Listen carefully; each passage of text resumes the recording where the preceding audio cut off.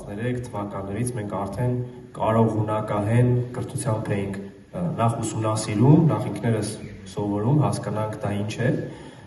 եւ հետո արդեն կիրառում մեր գրեթե բոլոր ծրագրերի մեջ, եւ գալով թեպետ կազմակերպությունը 97 թվականից է գործում, սակայն հատկապես այս օրինակի վրա եմ ուզում շատ խոսքս կառուցել։ Այս տարվա հունվար ամսից մենք սկսեցինք մի ծրագիր, որ կոչվում է Սերունդներ կամրջող, մշակութային ժառանգության պահպանում եւ դիմականության ամրապնդում, բայց մինչեւ ծրագիրը կսկսվեր, մինչեւ բուն կրթական process-ը կսկսվեր, մենք թող գործընկերներս որ այստեղ են, ինձ հուշեմ 3-4 հանդիպում, ամեն մի հանդիպումը երևի մի 3-4 ժամ տևողությամբ աշխատանք ունեցանք, նախ եւ առաջ փորձեցինք դուրս բերել այն ունակությունները, որի շուրջ որ մեր կրթական բովանդակությունը պիտի կառուցվի, այսինքն մեր շահառուն, հա, մեր մասնակիցը, մեր պատանին երիտասարդը, որ պիտի դիմի ծրագրին։ Ի վերջո, ինքը ինչ ունակություններ իր մեջ պիտի ձևավորի։ Երբ որ մենք խոսում ենք օրինակ որոշ տոների մասին իմանալու վերաբերյալ, դա մենք տեղավորում ենք իմացական, ինտելեկտուալ դաշտի մեջ։ Բա որոնք են այն հմտությունները, որ ինքը պիտի ունենա կոնկրետ այս թեմաների շրջանակներում, ինչ պիտի կարողանա անել, եւ երրորդ արժեքային վարքաբանական տեսանկյունից որպես մարդ, որպես արժեքներ կրող մարդ, ինչ արժեքներ պիտի իր մեջ սերմանենք, հա, որովհետեւ ինքը կարող է հրաշալի իմանալ քոչարիների տեսակները, հրաշալի ապրել դրանցից յուրաքանչյուր, բայց որպես մարդ դա չկրել, ինչպես որ խոսում էին նախորդ գործընկերները, չկրել եւ չարժևորել, հա, կրելը, արժևորելը, դրա մասին բարձրաձայնելը, տարածելը, սրտացավ վերաբերմունքն տեղավորում ենք ավելի էմոցիոնալ արժեքների եւ վարքաբանության տիրույթում։ Ահա այս երեքի միասնությունն է, որ մենք կարողացանք ձևավորել այն 3-ից 5 ունակությունները, որոնք որ ի վերջո մեր մասնակիցները պիտի իրենց մեջ ձևավորեն, եւ նոր դրա հիման վրա մենք սկսեցինք մշակել մի քանի օրանոց դեմարտեմ դասընթացներ, հասկացանք, որ մի ահագին կտոր կա, որ չեն կարողանում դեմարտեմ դասընթացներով ծածկել, տեղավորեցինք առցանց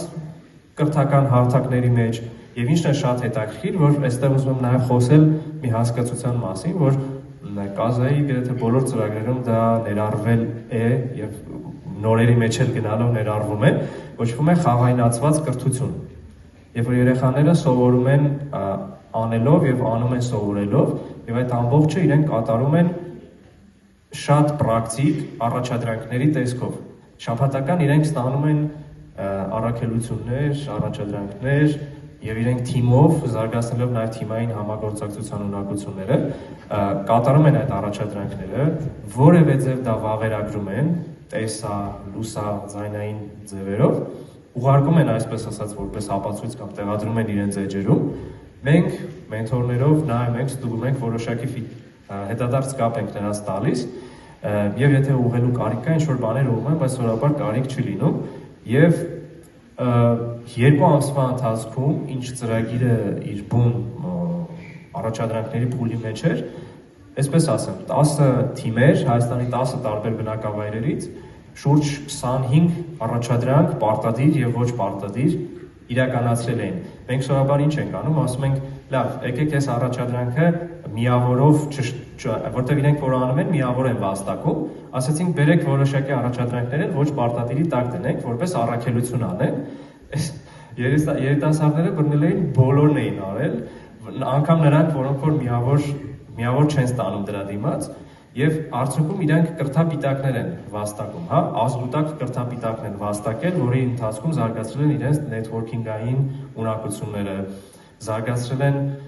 մի խոսքով, հա, վաստակել են ինչ-որ միավորներ, հետո կարողանում են դրանցով փոխանակում անել եւ ինչ-որ անհրաժեշտ պարագաներ ձեռք բերել, ինչ-որ մասնագետների 1-2 ժամով հարցեն, այսպես ասած, հա, գնան այցելեն Լուսիկ Ագուրեցու թանգարան, Մատենադարան այցելեն, հա, իրենց համայնքային նախագծի վերաբերյալ այդտեղից էլ փորձ հավաքեն, ու սա է, որ մեր մոտ իսկապես հաջողվում է ու շատ հաճույքով ենք անում։ Մենք էլ իրենց հետ սովորում ենք, որովհետեւ տարեսկզբին, երբ որ մենք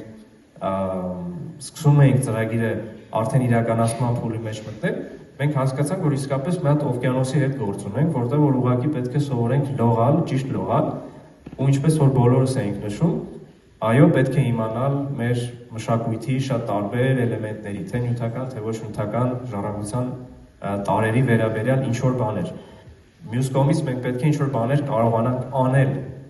Եվ երրորդ հերթին, եթե մենք ինչ-որ բան գիտենք, ինչ-որ բան կարողանում ենք անել, բայց մենք որպես մարդ, որպես հայ տվյալ դեպքում չենք կրում որոշակի արժեքներ, նախորդ երկուսը ուղղակի երկու հատ 0 են, բայց սա մեկն է, որ դնում ենք առջևում, այդ 0-ները դառնում են 100։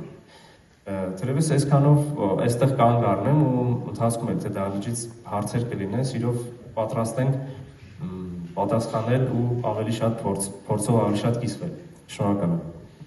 Շնորհակալություն, Արտուր Բարոյ, շատ հետաքրքիր է ձեր փորձառության մասին տեղեկանալ։